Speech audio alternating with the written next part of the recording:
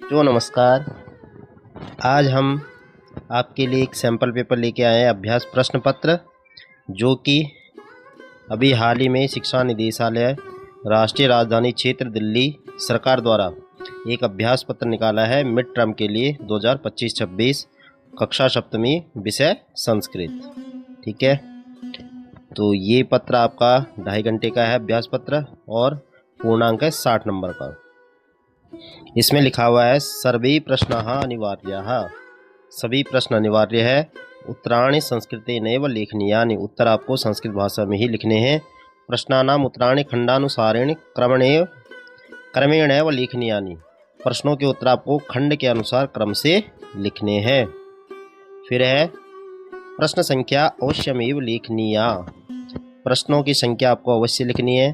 प्रश्न पत्रे चत्वारः खंडाः सन्ति, प्रश्न पत्र में 4 खंड है, क, ख, ग और घ।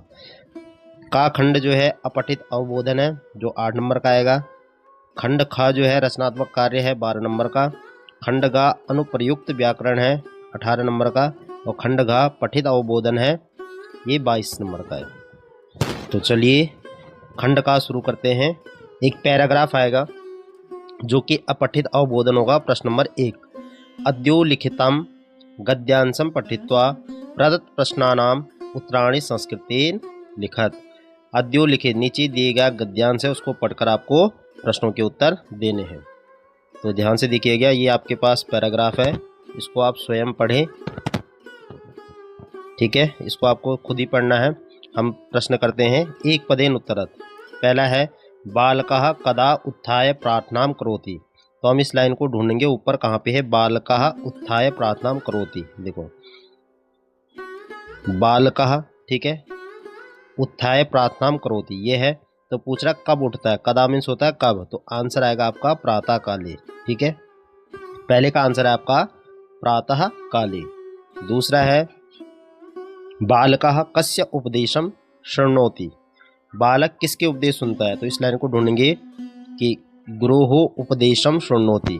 ठीक है, पाठशाला में गुरु के उपदेश को सुनता है। तो बालक पूछ रहा बालक किसके उपदेश सुनता है, तो आपको आंसर लिखना है गुरुः। ठीक है, फिर तीसरा है सह भोजनम कृत्वा किम करोति, वह भोजन करके क्या करता है। तो यहाँ पे आपका आंसर आएगा सह भोजनम कृत्वा किम करोति, तो आएगा क्रीडति। क्या आएगा आंसर लिखना आपको क्रीडति, केवल एक पद में लिखना है, तो आपको लिखना है क्रीडति। उसके बाद अगला है स कदा विश्रामम करोति, वह विश्राम कब करता है, तो आएगा विश्रामम करोति कब करता है, सायं। क्या आएगा सायं, यानी कि शाम को वह घर जाकर विश्राम करता है, तो आपको सायं लिखना है। अब आ जाओ पूर्ण वाक्य में। पूर्ण वाक्य में कैसे लिखना है आपको। पहला क्वेश्चन है पूर्ण वाक्येन उत्तरत में बालकः कानि गृहीत्वा पाठशालां गच्छति, बालक क्या लेकर पाठशाला को जाता है, तो इसका आंसर है बालकः।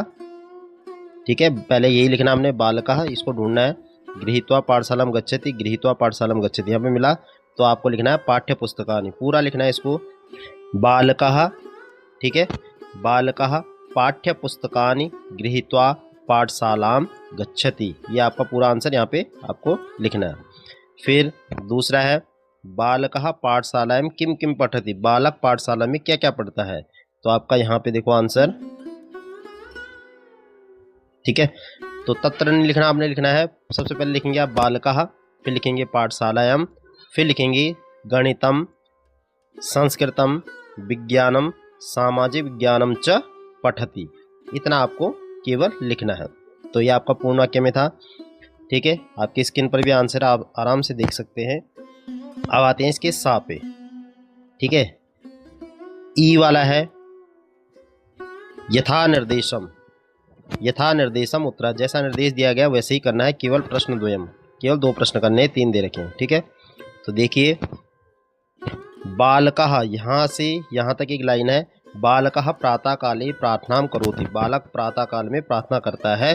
तो यहाँ पे लिखा है अस्मिन् वाक्ये क्रियापदम किम, तो क्रिया पूछ रहा है, तो क्रिया आपकी है करोति। क्या है, क्रिया है आपकी करोति, ये आपका आंसर है। ठीक है, दूसरा देखो, बालकः यहाँ से यहाँ तक, जहाँ पे इन्वर्टेड कॉमा लगा है वहीं तक देखना है। बालकः आशुतोषः, बालक आशुतोष। ठीक है, अनयोः किम विशेष पदम अस्ति, इन दोनों में विशेष पद कौन सा है? तो बालक है और उसका नाम है आशुतोष। ठीक है, तो यहाँ पे विशेष पूछ रहा है तो यहाँ पे आशुतोष विशेष हो जाएगा। ठीक है, इसका आंसर है आपका आशुतोष। फिर तीसरा है, विद्यालय इति पदस्य किम पर्यायपदम गद्यांशे प्रयुक्तम, विद्यालय इति पदस्य किम पर्यायपदम गद्यांशे प्रयुक्तम, विद्यालय के लिए ऊपर जो पैराग्राफ है उसमें पर्यायपद क्या है? तो इसका आंसर आएगा, हमने अभी पढ़ा था, पाठशाला है। ठीक है, विद्यालय को पाठशाला भी कहते हैं, ये इसका सेम वर्ड है, तो ये आपका आंसर है। उसके बाद ई वाला है, अस्य अनुच्छेदस्य कृते उपयुक्तम शीर्षकम संस्कृतेन लिखत, ऊपर जो पैराग्राफ दिया हुआ है उसको ध्यान से पढ़ना है और उसका एक टाइटल लिखना है, मतलब उस पर एक टाइटल लिखना है कि उसको हम क्या नाम दे सकते हैं। तो हम उसका नाम दे सकते हैं, उसमें आशुतोष की दिनचर्या के बारे में बताया है, तो हम लिखेंगे आशुतोषस्य दिनचर्या, ये आपका आंसर हो जाएगा। ठीक है, आपकी स्क्रीन पर भी आंसर है, आप आराम से देख सकते हैं। आगे चलते हैं, प्रश्न नंबर 2। प्रश्न नंबर 2 है, चित्रम दृष्ट्वा मंजूषायाः सहायतया पदानि चित्वा चत्वारि वाक्यानि लिखत, कि चित्र को देखकर आपको मंजूषा की सहायता से, नीचे एक मंजूषा दे रखी है यहाँ पे, इस मंजूषा की सहायता से आपको कितने 4 वाक्य आपको बनाने हैं। कितने वाक्य बनाने हैं? 4 वाक्य। ठीक है, तो आप मंजूषा में देखेंगे आराम से, आप बिना मंजूषा के भी बना सकते हैं। तो देखिए, सबसे पहले एक आपका ये ट्रैक है जिसमें बालक दौड़ रहे हैं, यानी कि ये एक मैदान है या एक कॉम्प्लेक्स है जहाँ पे बच्चे रेस लगा रहे हैं। ठीक है, तो आप पहला वाक्य बनाएंगे, बालकाः बालिकाश्च, बालकाः बालिकाश्च धावन पथे, धावन पथ मतलब ये जो गोला बना रखा दौड़ने का, धावन पथे धावन्ति, ये पहली लाइन हो जाएगी। आपके स्क्रीन पर भी आंसर दे रखे हैं। ठीक है, बालकाः बालिकाश्च धावन पथे धावन्ति। दूसरा बनाएंगे, ते विद्यालये, ते मतलब वे कौन? ये सब। ठीक है, ते विद्यालये, वे विद्यालय में प्रतियोगितायाम, कहीं पे होगा प्रतियोगिता लिखा है तो हम लिखेंगे प्रतियोगितायाम प्रतिभागम कुर्वन्ति, पूरी लाइन एडजेक्टिव उठा देनी यहाँ से। ठीक है, वे विद्यालय में प्रतियोगिता में भाग ले रहे हैं। फिर लिखेंगे धावकाः, क्या लिखेंगे? धावकाः प्रसन्नाः संति, धावकाः प्रसन्नाः संति, जो दौड़ने वाले भी बच्चे हैं ये बहुत खुश हैं। केचन आपको खुद लिखना है, केचन मतलब कुछ। ठीक है,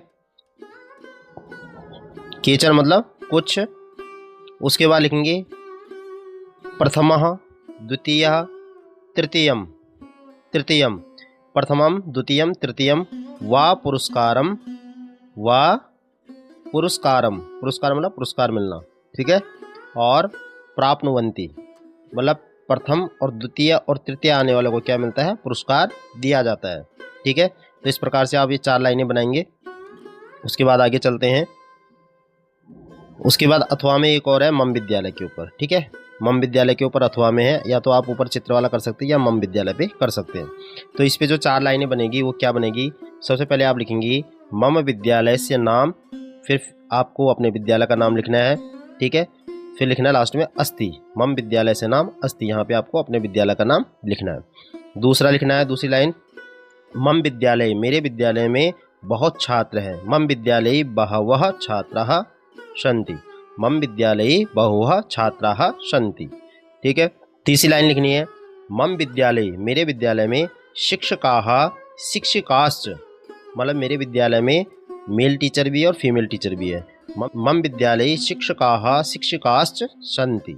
और लास्ट लाइन लिखनी है आपको, मम विद्यालयः सुंदरः अस्ति, मेरा विद्यालय बहुत सुंदर है। स्क्रीन पर आपके आंसर भी हैं। अगले प्रश्न की तरफ चलते हैं। प्रश्न नंबर 3, पदानां मेलनम, ध्यान से देखिएगा, पदानां मेलनम कृत्वा वाक्य रचनाम कुरुत, पदों का मेल करके आपको वाक्यों की रचना करनी है। ठीक है, इनको आपको सामने सामने लिखना भी है। जैसे पिकह है, पिकह उद्याने, पिक क्या करती है, उद्यान में कूजती है, तो पिकह पहला बनेगा पिकह उद्याने कूजति। दूसरा बनेगा वृक्षी, वृक्षी चटका बिहरति, बिहरति मतलब चहचाना, ठीक है। फिर वैद्य औषधिम ददाति, वैद्य जो होता है यानी कि जो दवाई देने वाला होता है, क्या करता है, दवाई देता है। फिर आएगा छात्रः गुरुम नमति। आपकी स्क्रीन पर सीधे सीधे आंसर बना रखिए, आप इन्हें आराम से देख सकते हैं। खंड गा है अनुप्रयुक्त व्याकरण, ठीक है, 18 नंबर का है ये। तो सबसे पहले क्वेश्चन नंबर 4 देखेंगे अनुप्रयुक्त व्याकरण में। क्वेश्चन नंबर 4 है अद्योलिखित वाक्येषु रेखांकित पदेषु संधिम संधिच्छेदम व कुरुत। अद्योलिखित नीचे दिए गए वाक्यों का आपको संधि एवं संधि विच्छेद करना है, ठीक है। केवल प्रश्नत्रयम्, केवल 3 प्रश्न करने हैं।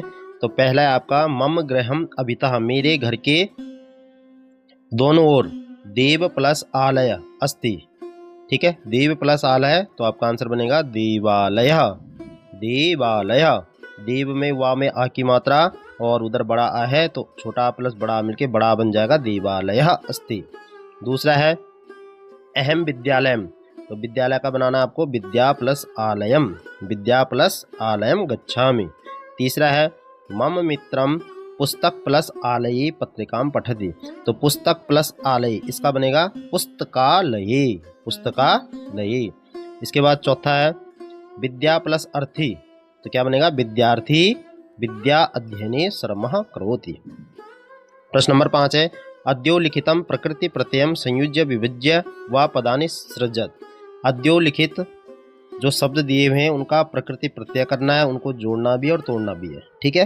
तो पहला है प्र प्लस सारः, दोनों को जोड़ दो, प्रसारः। फिर दूसरा है आगच्छति, आ प्लस गच्छति, क्या बनेगा, आ प्लस गच्छति। तीसरा है उपकारः, तो बनेगा उप प्लस कारः।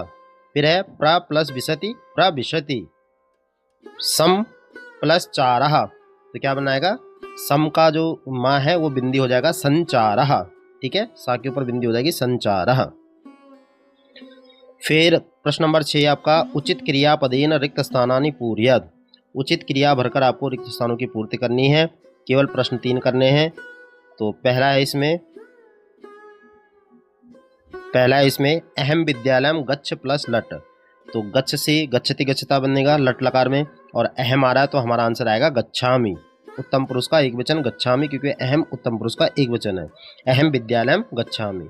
दूसरा है पुत्री मोदकम, पुत्री जो है प्रथम पुरुष का एक वचन है, तो खाद प्लस लट, लट लकार में बनाना है तो आएगा खादति, अति आता है एक वचन में फॉर्मूले में, तो खाद प्लस अति खादति, पुत्री मोदकम खादति। फिर तीसरा है पात्रम रिक्तम, अस धातु से पात्रम जो है एक वचन में है तो आएगा अस्ति, पात्रम रिक्तम अस्ति। चौथा है छात्राः विद्यालयम गच्छ प्लस लट, छात्राः बहुवचन है तो प्रथम पुरुष का बहुवचन बनेगा गच्छन्ति, छात्राः विद्यालयम गच्छन्ति, छात्र जो है विद्यालय जा रहे हैं। स्क्रीन पर आपके आंसर भी है, आप आराम से इनको देख सकते हैं। प्रश्न नंबर 7 है अंकानां कृते मंजूषातः चित्वा उचितम पदम पूरयत। मंजूषा से आपको, ये आपके सामने मंजूषा भी दे रखी है, अंकों को मंजूषा से चुनकर आपको उचित पद भरना है। जैसे 39 लिखा हुआ है, 39 को इन दोनों में से एक शब्द लिखना, या इसको या इसको। तो 39 को कहते हैं, 39 को क्या कहते हैं, एकोनचत्वारिंशत्, क्या कहते हैं, एकोनचत्वारिंशत्, अर्थात चत्वारिंशत् मतलब 40 में एकोन मतलब एक कम, ठीक है। दूसरा है 20 को कहते हैं विंशति, ठीक है। तीसरा है 46 को कहते हैं षड्चत्वारिंशत्, 46 को कहते हैं षड्चत्वारिंशत्।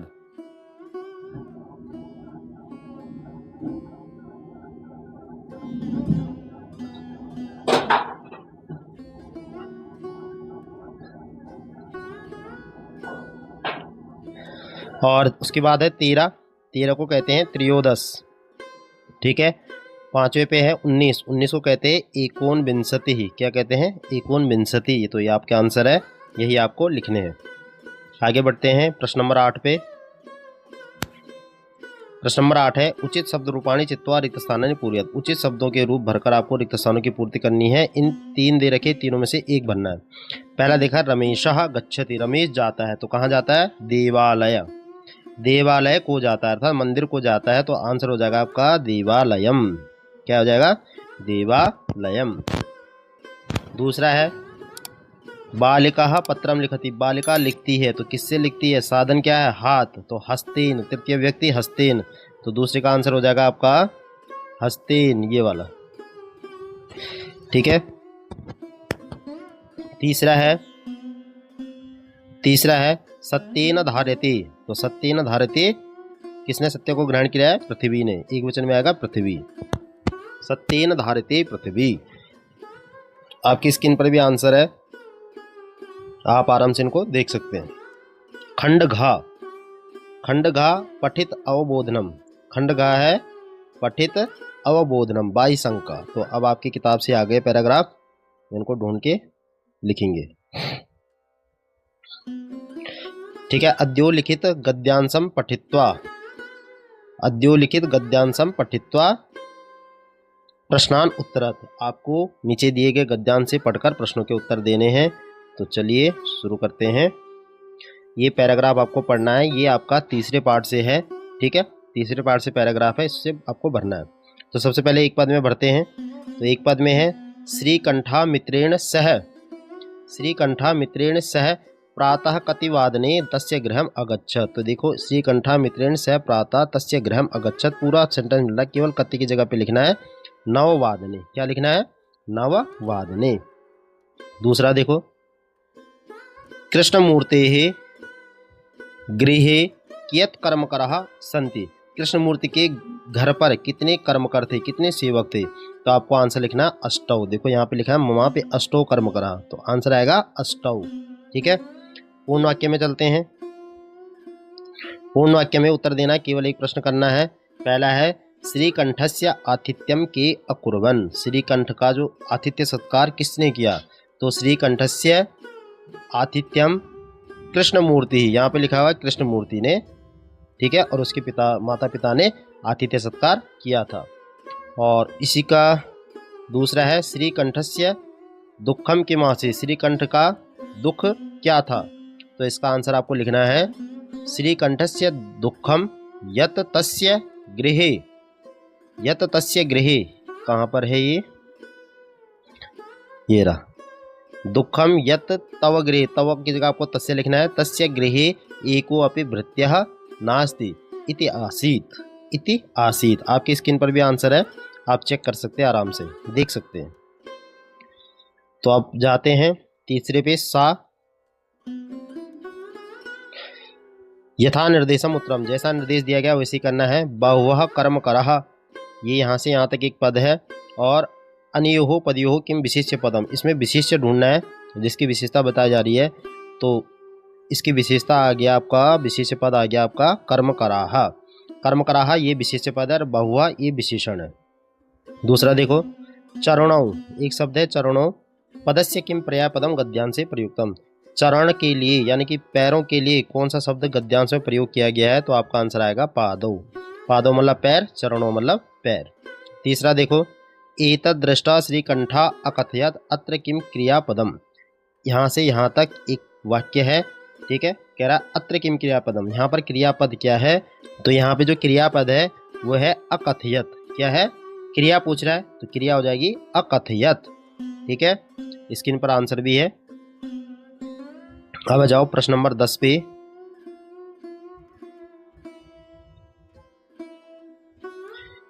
प्रश्न नंबर 10 है अद्योलिखितम पद्यांशम पठित्वा प्रश्नान उत्तरत। अद्योलिखित पद्यांश को पढ़कर आपको प्रश्नों के उत्तर देने हैं। सत्येन धारिते पृथ्वी, सत्येन तपते रवि, सत्येन वाति वायुश्च सर्वम सत्य प्रतिष्ठितम, कि पृथ्वी ने सत्य धारण किया हुआ है, सूर्य भी सत्य से तपता है। ठीक है, सत्येन वाति वायुश्च, वायु में भी सत्य बहता है, और सर्वम सत्य प्रतिष्ठितम, सब जगह सत्य ही सत्य है। तो एक पद में आपको आंसर देना, केन रवि तपति, किससे सूरज तपता है? तो आएगा सत्येन, किससे? सत्येन, सत्येन तपते रवि लिखा हुआ है। वायु केन वाति, वायु केन वाति, तो आएगा सत्येन, दोनों में सत्येन ही आएगा, यानी कि सत्य से दोनों तपते हैं। फिर पूर्ण वाक्य में आ जाओ। केवल प्रश्न में कम एक प्रश्न करना है। पहला है पृथ्वी केन धारयते, पृथ्वी ने क्या धारण किया हुआ है, तो देखो सत्येन धारयते पृथ्वी, ठीक है, तो पृथ्वी सत्येन धारयते, आपको लिखना है पृथ्वी सत्येन धारयते। दूसरा है सर्वम कुत्र प्रतिष्ठितम अस्ति, सब जगह क्या प्रतिष्ठित है, तो आएगा सर्वम सत्य प्रतिष्ठितम, क्या आएगा, सर्वम सत्य प्रतिष्ठितम, सब जगह सत्य ही सत्य है। स्क्रीन पर आपके आंसर भी है, ठीक है। आगे बढ़ते हैं। इसी का सा है यथा निर्देशम उत्तरत, निर्देश के अनुसार उत्तर देना है, केवल प्रश्न द्वयम, ठीक है। पहला है सर्वम सत्य प्रतिष्ठितम, यहाँ से यहाँ तक एक वाक्य है। अत्र सर्वम पदस्य को अर्थ, यहाँ पर सर्व शब्द का क्या अर्थ है, तो सर्व शब्द का अर्थ है संपूर्ण जगत, क्या अर्थ है, सर्व मतलब सभी जगह मतलब संपूर्ण जगत में। दूसरा है सत्येन तप्ते रवि, यहाँ से यहाँ तक एक वाक्य है। अत्र सूर्य पदस्य पर्याय पदम किम, यहाँ पे सूर्य शब्द का पर्याय पद बताना है, तो सूर्य के लिए जो गद्यांश में पर्याय पद आया है वो है रवि, ठीक है। ऊपर आप गद्यांश में देखोगे तो सत्येन तप्ते रवि लिखा है, ठीक है। तीसरा है सत्येन धारयते पृथ्वी, अत्र क्रियापदम किम, यहाँ पे क्रियापद क्या है, तो क्रियापद आपका है धार्यते, क्या है, धार्यते, ये क्रियापद है कि धारण किया हुआ है। स्क्रीन पर आपके आंसर भी है, आराम से देख सकते हैं। अब आगे बढ़ते हैं। प्रश्न नंबर 11,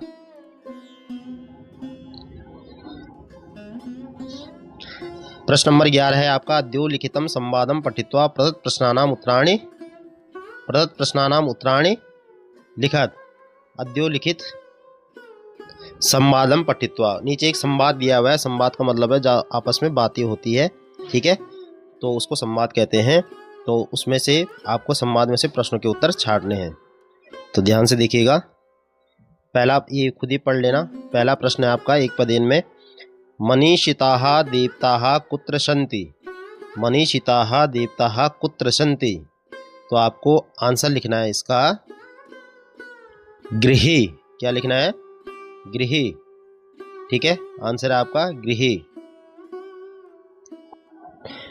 जब आप आंसर ढूंढेंगे तो ये लिखा मनीषिता देवता गृहे इव सन्ति, ठीक है, पूरा आंसर आपको मिल जाएगा, तो आपको लिखना है गृहे। दूसरा है पार्वत्याः शरीरम कथम वर्तते, पार्वत्याः शरीरम कथम वर्तते, तो कैसा था उसका शरीर, तो ये लिखा है तव शरीरम सुकोमलम, तो आपको आंसर लिखना है सुकोमलम, ठीक है, सुकोमलम वर्तते। अब पूर्ण वाक्य में आ जाओ। पार्वत्याः कः संकल्पः, पार्वती ने कौन सा संकल्प लिया था, तो आएगा पार्वत्याः संकल्पः अस्ति यत् सा तपः, ठीक है, यत् सा तपः एव चरिष्यति, ठीक है, अन्यथा तादृशं पतिः कथम प्राप्स्यति, अन्यथा तादृशं पतिः कथम प्राप्स्यति, ये उसका संकल्प था, ठीक है, ये था मम संकल्प। पार्वती का क्या संकल्प था, तो पार्वती मम मतलब पार्वती, ठीक है, पार्वती का संकल्प था कि यत् सा तपः एव चरिष्यति अन्यथा तादृशं पतिः कथम प्राप्स्यति, ठीक है, यह उसका संकल्प था। स्क्रीन पर आपके आंसर भी है, आराम से देख सकते हैं। दूसरा है इसी का पार्वत्याः मनः किं प्राप्तुम आकुलितम वर्तते, तो आएगा पार्वत्याः मनः, ठीक है, लक्ष्यम प्राप्तुम आकुलितम वर्तते, क्योंकि आगे पार्वती लिखा है तो पार्वती ये बोल रही है, ठीक है, आंसर आपकी स्क्रीन पर आराम से देख सकते हैं। आगे बढ़ते हैं। अब इसी का सा है यथा निर्देशम उत्तरत, ठीक है, जैसा निर्देश दिया गया वैसे आपको करना है। पार्वत्याः मनः किं प्राप्तुम आकुलितम वर्तते, ठीक है, ये शब्द है, वाक्य है। अत्र पार्वत्याः पदी का विभक्ति, पार्वती पद में कौन सी विभक्ति है, तो आपको लिखनी है षष्ठी, ठीक है, पार्वत्याः षष्ठी विभक्ति। दूसरा है अस्मिन् नाट्यांशे अनर्थम पदस्य विलोम पदम प्रयुक्त, अनर्थम मतलब झूठ, तो इसका विलोम पद होगा सत्य, उल्टा कर दो सत्य। तीसरा है अहम तपः एव चरिष्यामि, ठीक है, यहाँ से यहाँ तक एक वाक्य है। अस्मिन् वाक्ये अव्यय पद पूछ रहा है, अव्यय पद कौन सा है, तो अव्यय पद इसका जो अव्यय पद है वो है एव, ये आपको नीचे भी दिख जाएगा।